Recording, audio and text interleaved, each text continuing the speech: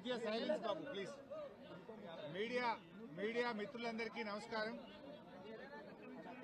ఈరోజు కాళేశ్వరం కమిషన్ లో భాగంగా ఈరోజు మమ్మల్ని పిలవడం జరిగింది. కమిషన్ అడిగిన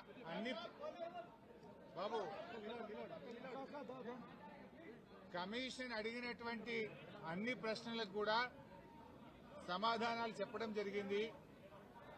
వారికి సమాధానాలు నోటి మాటగా చెప్పడమే కాదు, అన్ని రకాల ఎవిడెన్స్లు కూడా పూర్తి స్థాయిలో అందించడం జరిగింది.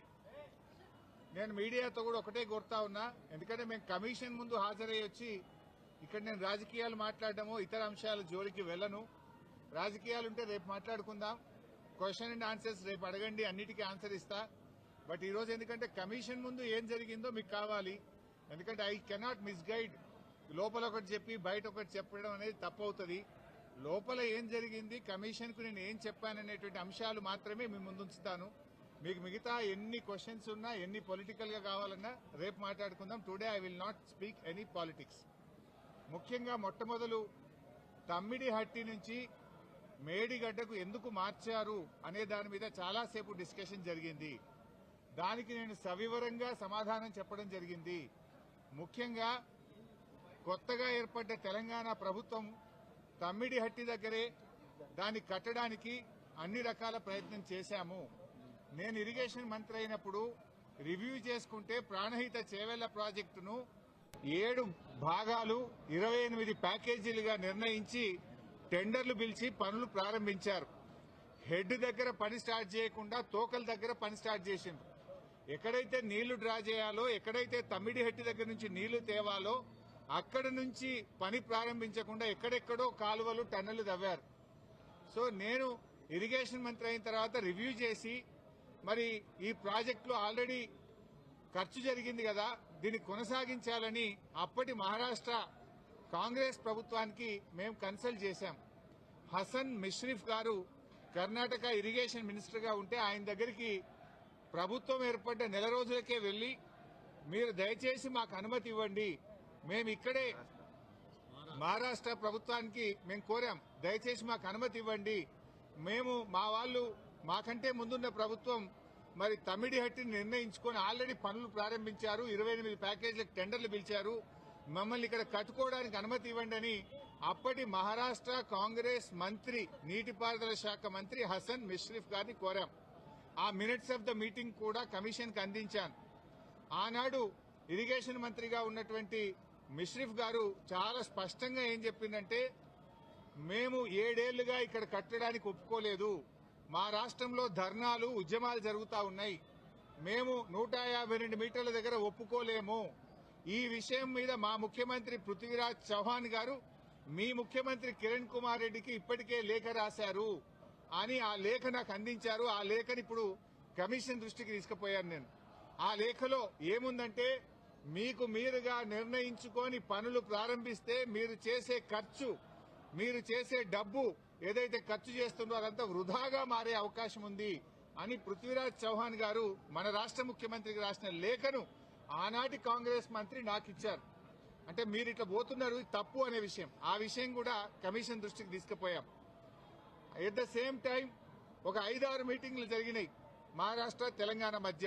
5-6 మీటింగ్లు మినిస్టర్ లెవెల్లో, ఇంజనీర్ల లెవెల్లో, ఫైనల్ గా ముఖ్యమంత్రి కేసీఆర్ గారు స్వయంగా మహారాష్ట్రకు వచ్చి మహారాష్ట్ర ముఖ్యమంత్రి ఫడ్నవీస్ గారితో జరిగిన చర్చల మొత్తం సారాంశాన్ని వారికి చెప్పే ప్రయత్నం చేశాం. ఎందుకంటే అనేక ప్రయత్నాలు చేశాం. మహారాష్ట్రలో కాంగ్రెస్ ప్రభుత్వంపై బీజేపీ ప్రభుత్వం వచ్చింది.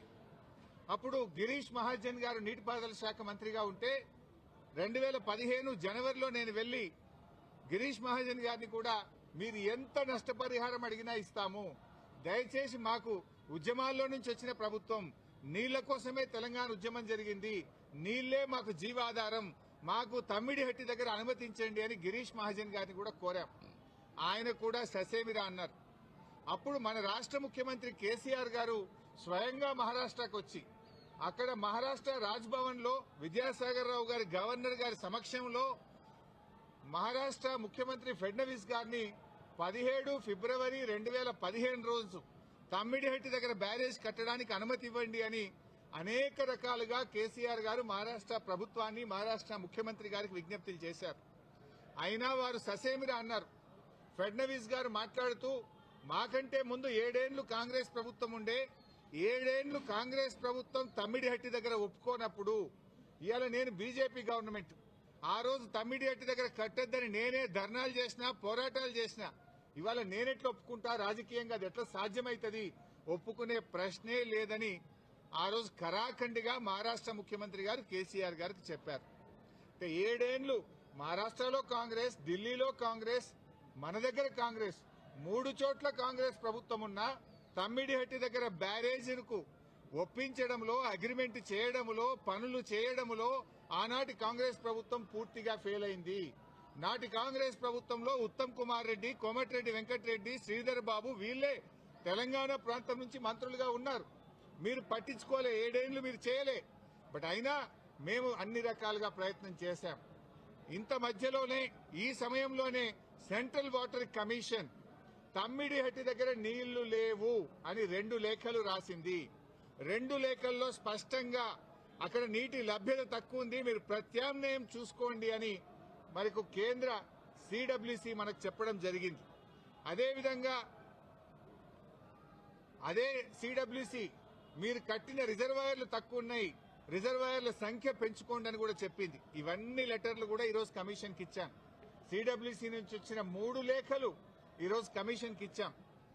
అప్పుడు కూడా కేసీఆర్ గారు ఒకవైపు మహారాష్ట్ర ఒప్పుకోవడం లేదు, రెండవ వైపు నీళ్లే లేవు. ఈ పరిస్థితుల్లో ఏం చేయాలని కేంద్ర ప్రభుత్వ సంస్థ వ్యాప్కోస్ కు కేసీఆర్ గారు మరి ఏం చేయాలో ప్రత్యామ్నాయం సూచించండి అని వ్యాప్కోస్ కు మేము ఇవ్వడం జరిగింది. వ్యాప్కోస్ ఎవరో అల్లాటప్ప సంస్థ కాదు, అది సిడబ్ల్యూసీలో అంతర్భాగము, కేంద్ర జలవనరుల శాఖలో అంతర్భాగము. ఆ వ్యాప్కోస్ కి ఇస్తే వ్యాప్కోస్ లైడార్ సర్వే చేసి డీటెయిల్డ్ గా ఎగ్జామిన్ చేసి మాకు మేడిగడ్డ దగ్గర నీటి లభ్యత ఉంటది, అక్కడ ప్రాజెక్టు కట్టుకోండి అని వ్యాప్కోస్ అనే సంస్థ చెప్పింది. ఆ వివరాలు కూడా కమిషన్ కి అందించాం. సో వ్యాప్కోస్ నివేదిక మేరకు, సెంట్రల్ వాటర్ కమిషన్ సూచనల మేరకు మహారాష్ట్ర ఒప్పుకోకపోవడం వల్ల మన ఇంజనీర్ల రికమెండేషన్ మేరకు ఆనాడు రాష్ట్ర ప్రభుత్వం నీళ్లు లేని చోట నుంచి నీళ్లున్న చోటకు మేడిగడ్డ ప్రాజెక్టుకు రూపకల్పన చేశాం. మీరు ఆనాడు నీళ్లు లేని చోట ప్రాజెక్టు ఇరికిచ్చే ప్రయత్నం చేసినారు. 7 ఏళ్లలో మహారాష్ట్రాన్ని ఒప్పించలేకపోయారు. అక్కడ వైల్డ్ లైఫ్ ప్రాజెక్టు కూడా ఉంది, చాప్రాల్ అనే వైల్డ్ లైఫ్ ప్రాజెక్టు కూడా తమ్మిడిహట్టి దగ్గర ఉంది. వైల్డ్ లైఫ్ ప్రాజెక్టుకి అనుమతి రావాలంటే 10 ఏళ్లు అవుతుంది. మరి పోరాటాల నుంచి నీళ్ల కోసం ఉద్యమించిన తెలంగాణ ప్రభుత్వం నీళ్ల కోసం మేము వ్యాప్కోస్ యొక్క ఆలోచన మేరకు, సూచనల మేరకు నీళ్లు లేని చోట మీరు ప్రాజెక్టు ప్రతిపాదిస్తే నీళ్లు ఉన్న చోటికి మార్చడం జరిగింది. ఎందుకు మార్చామనేది documents, evidences, meeting minutes, central water commission లెటర్లు, మహారాష్ట్ర ముఖ్యమంత్రి రాసిన లెటరు అన్నింటినీ కూడా కమిషన్ కు పూర్తి ఆధారాలతో సహా సమర్పించడం జరిగింది. ఎందుకు మార్చవలసి వచ్చిందో సవివరంగా చెప్పేటువంటి ప్రయత్నం మేము చేయడం జరిగింది. కాళేశ్వరం కార్పొరేషన్ కు కేబినెట్ అనుమతి ఉందా అని అడిగారు. కేబినెట్ అనుమతి ఉంది అని స్పష్టంగా వివరాలన్నీ కూడా అందించడం జరిగింది. అదేవిధంగా బ్యారేజీ లొకేషన్ మార్పుల గురించి కూడా అడిగారు. అన్నారం, సుందిళ్ల గురించి అది ప్యూర్లీ టెక్నికల్ డెసిషన్. ఇంజనీర్లు డీటెయిల్డ్ సర్వే ఆధారంగా దేశంలో అనేక ప్రాజెక్టులకు కూడా ఈ రకంగా మారుతుంటాయి. మన నాగార్జున సాగర్ కూడా మారింది, ఎస్ఆర్ఎస్పీ ప్రాజెక్టు కూడా మారింది. సో అది ఏదన్నా డెసిషన్ బ్యారేజ్ కొంత ముందుకు వెనకకు జరిగేది అది ఇంజనీరింగ్ డిపార్ట్మెంట్ తీసుకోవాల్సినటువంటి నిర్ణయాలు అనేటువంటి విషయాన్ని కూడా కమిషన్ గారు అడిగినప్పుడు మేము చెప్పడం జరిగింది. మొత్తంగా ఈ ప్రాజెక్టులో రిజర్వాయర్ల కెపాసిటీ ఎంత, నీటి నిల్వ సామర్థ్యం ఎంత ఉంది అని అడిగితే 141 టీఎంసీల సామర్థ్యం ఉందని చెప్పి కూడా మేము వారికి చెప్పడం జరిగింది. అదేవిధంగా కాళేశ్వరంను కొంతమంది ఇవాళ పిచ్చి పిచ్చిగా కూలేశ్వరం అని మాట్లాడుతున్నారు. మొన్ననే నేను ప్రజెంటేషన్ లో కూడా సవివరంగా చెప్పాను. కాళేశ్వరంలో 100 భాగాలు ఉన్నాయి, 100 భాగాల్లో అన్ని ఇంటాక్ట్ ఉన్నాయి. లైక్ ఇప్పుడు మనం మొన్న అనుకున్నట్టుగా 3 బ్యారేజీల్లో, అదేవిధంగా కాళేశ్వరంలో 16 రిజర్వాయర్లు, 19 సబ్స్టేషన్లు, 21 పంప్ హౌస్లు, 203 కిలోమీటర్ల గ్రావిటీ టనెళ్లు, 98 కిలోమీటర్ల ప్రెషర్ మెయిన్స్, 1531 కిలోమీటర్ల గ్రావిటీ కెనాల్స్, ఇవన్నీ కూడా ఇంటాక్ట్ ఉన్నాయి. ఒకవైపు ముఖ్యమంత్రి గారు మొన్న పోయి గంధమల్లకు శంకుస్థాపన చేశారు. మరి గంధమల్లకు నీళ్లు ఎక్కడి నుంచి పోతాయి? మల్లన్న సాగర్ నుంచి పోతాయి. మల్లన్న సాగర్ ఎక్కడిది? కాళేశ్వరంలో అంతర్భాగం. ఇంకొక వైపు హైదరాబాద్ కు మూసీ సుందరీకరణకు నీళ్లు తెస్తా అంటున్నారు. ఎక్కడి నుంచి తెస్తా అంటున్నారు? మూసీకి హైదరాబాద్ కు 30 టీఎంసీల నీళ్లు తెస్తామంటున్నారు. మల్లన్న సాగర్ నుంచి తెస్తామంటున్నారు. మల్లన్న సాగర్ ఎక్కడిది? కాళేశ్వరంలో అంతర్భాగం. అంటే ఇంత స్పష్టంగా ఒకవైపు ప్రభుత్వమే కాళేశ్వరం మీద ఆధారపడి హైదరాబాద్ కు 30 టీఎంసీల నీళ్లు తేవడానికి టెండర్లు పిలుస్తుంది. ఇంకొక వైపు మల్లన్న సాగర్ మీద ఆధారపడ్డ గంధమల్లకు టెండర్లు పిలిచి ముఖ్యమంత్రి శంకుస్థాపన చేస్తారు. ఇంకొక వైపు కాళేశ్వరం కూలింది, కుప్పగూలింది, కాళేశ్వరం లేదు అంటారు. అంటే ఇవాళ ప్రభుత్వం డొల్లతనం పూర్తిగా బయటపడ్డది. ఎప్పటికైనా కాళేశ్వరమే తెలంగాణకు లైఫ్ లైన్, జీవధార అనేది ఇవాళ ప్రజలకు స్పష్టమైంది. కమిషన్ ముందు కూడా చాలా వివరంగా అన్ని కూడా మేము ఏది నోటి మాటగా చెప్పలే, విత్ డాక్యుమెంటరీ ఎవిడెన్స్, సాక్ష్యాధారాలతో సహా గత ప్రభుత్వంలో తీసుకున్న నిర్ణయాలు, సిడబ్ల్యూసీ రిపోర్ట్లు, వ్యాప్కోస్ రిపోర్ట్లు, కేబినెట్ నిర్ణయాలు అన్ని కూడా ఆధారాలతో సహా కమిషన్ కోరిన విధంగా మేము సబ్మిట్ చేయడం జరిగింది. See, today no questions, all political questions I will answer tomorrow in Telangana Bhavan.